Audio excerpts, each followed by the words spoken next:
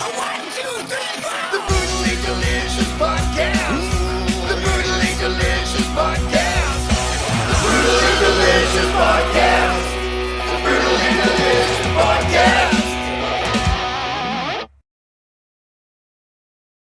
What's up, everybody? This is Dark Macek with Brutally Delicious, coming at you with a review of Temtris' brand new album, Khaos Divine. Chaos with a K. So, brand new band to me. Know nothing going in. I do search some of the metal archives. They're listed as just straight up heavy metal. That means it's going to be fun trying to characterize them. When you get like symphonic power metal or black and death metal, you know immediately what to expect.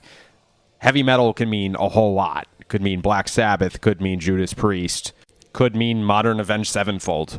So, here we go. The band definitely has a good classic vibe, but does not sound derivative.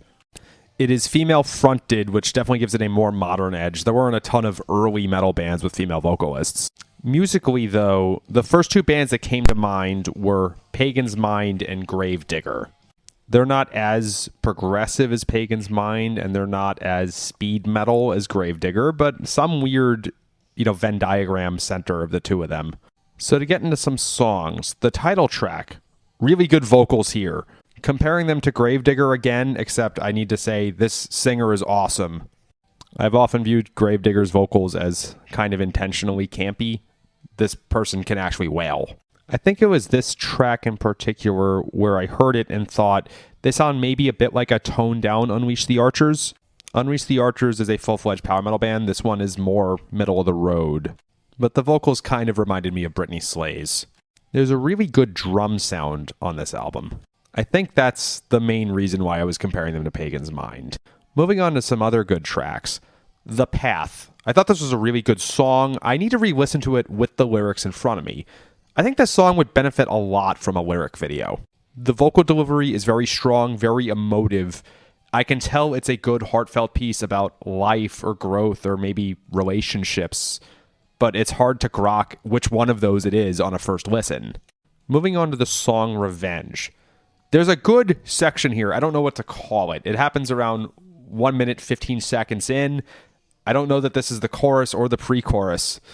Good vocals as always, and a very good guitar solo on this song.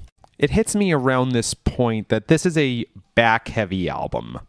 The title track, which was track 2, I believe, was very good, but then all the other standouts are towards the end of the album. That would be my main criticism of this album. Back-heavy albums are sometimes ones that grow on you, but on a first listen, they're harder to get into because you sort of tune out for a bit in the middle. Side note, there are some really good song titles on this album. The title, The Lies Become the Truth, that's something that could have been a classic Metallica song. It was almost surprising listening to this band because a lot of these song titles sound more like thrash songs than the band actually sounds like. But I digress. One last standout track, The Evolution of Hate. Here's a really, really good chorus, very singable. I hope this is the single, but I don't think it is. It took me a while to recognize what this song reminded me of. I think on the last refrain, it hit me that I was thinking of 10,000 Strong by Iced Earth. That song holds a special place in my heart. It was one of the first power metal sing-alongs I ever got into, like before Halloween even. Looking at the Metal Archives entry for this band, it does look like they've been around since the early aughts, as we call them now.